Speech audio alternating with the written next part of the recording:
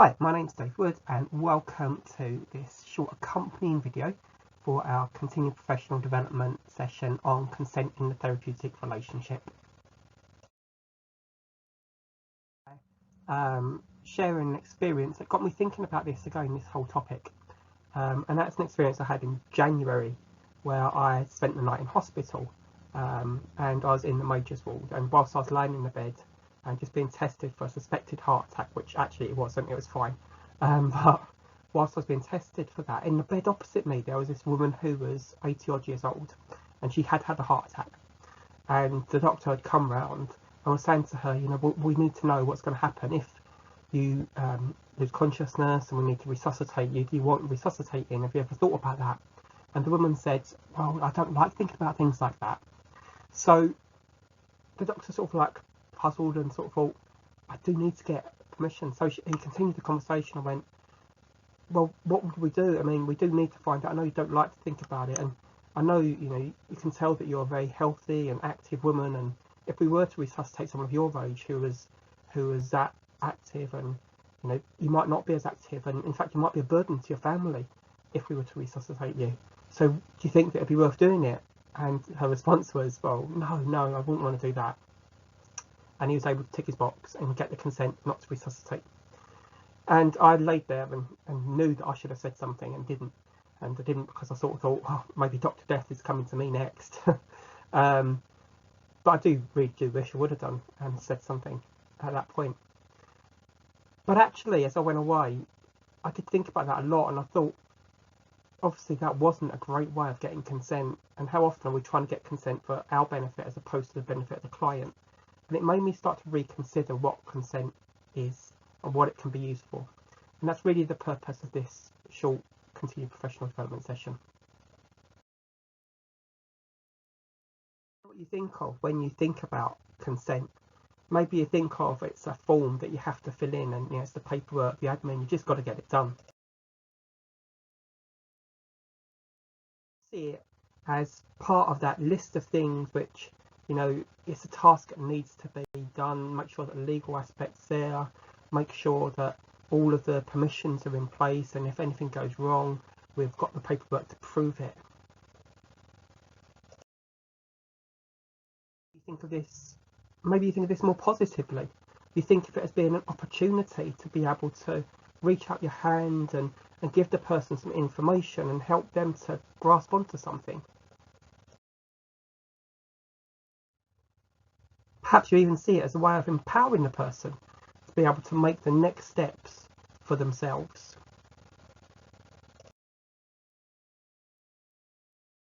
And as we start to think about these things more, obviously we're not the only people who ask these questions. And in fact, what this document here that you can see, there's a link to it in the accompanying online website.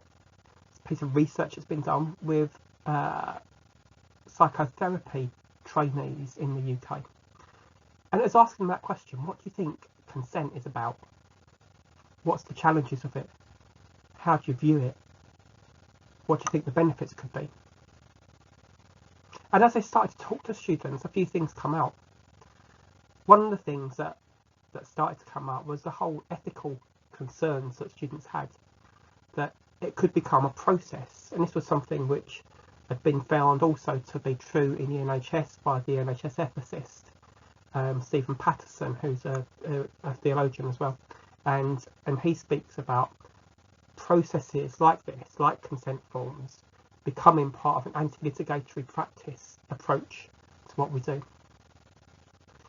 Other students spoke of concern of it being an event, but actually if it was just something we did at the beginning of our sessions with people, then how could they really know what they were given consent for? Because they didn't really understand what you were going to be doing with them because they hadn't experienced it.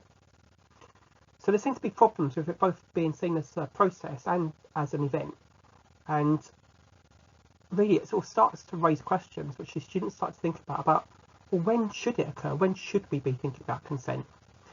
And what is it that people are consenting to? And it sort of leaves us with a few questions for us to consider, really, which is what we're going to do now. Think about the why, the what, and the how of consent.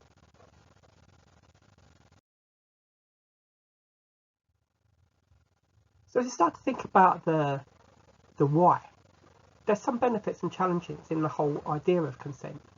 Starting with some of the benefits, consent done well empowers people to know they have choice. It fosters a collaboration between the person and their therapist. It reduces the risk of being exploited because the person is being given power. They've been given the power of knowing what's going to happen, getting permission, constantly getting permission. And it demystifies the whole process. It's not some black box where there's some person with magical skills who can like do stuff and make them better, but they become an integral part of the whole process. And it should reduce anxiety because people know what's going to be happening in the sessions. It's not going to be a surprise. There's nothing coming up which they don't expect. However, there's some challenges. How do you make it voluntary? We can say stuff is voluntary, but in the person's mind, is it really? Or is it something they have to do? They have to give the consent if they're going to want to get the service. What sort of information do we share? Because some of the information we might want to share, so about techniques that we use in our therapeutic methods, they might not be very understandable until the person's experienced them. So what sort of level of information is it appropriate to share? And how will they understand that information? Just because we've shared something doesn't mean to say that it has been taken on board or understood. And culture and power can't be taken out of any of these sorts of equations. So without going all Foucauldian here, power exists in all relationships and in all forms in life. And one of the things that we have to do is recognise the power dynamic when we're talking about consent. And where does it happen? When's the best time? Is it a process? Or is it, as I would like to start to think about it, a dynamic relationship?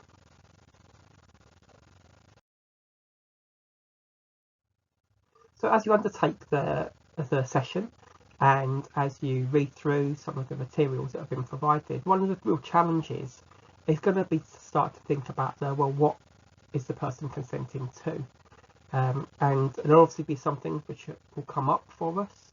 So things like they're consenting to what happens with the information, they're consenting to how you undertake the session, so how many sessions there's going to be. And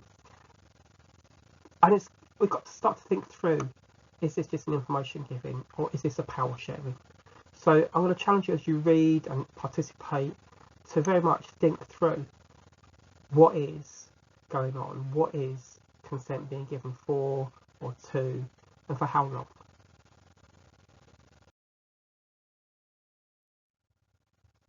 And as you work through some of these responses for yourself and work through the exercises, what we hope you'll discover is the how of consent.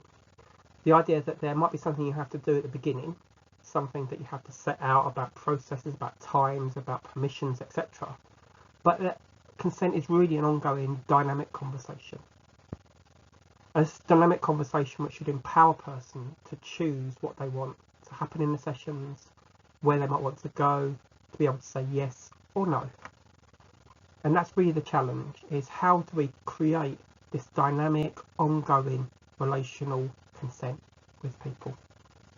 How do we create the consent which is natural and forms an integral part of the actual methods of our therapeutic techniques, rather than the bolt-on just to get everything ticked? So the final exercise for you to consider is what we call a traffic light exercise, and that is for you to think about the red, amber and green. In this case, what in the red section would you stop doing once you've thought through your what, why and how of consent? What do you want to research a bit further? The amber section, you've got a few research documents to look at, session to participate in, but what would you like to look at a bit further? And the green is, what can I start doing now? What are the things which I can actually start doing which is really going to empower people as a form of therapeutic consent?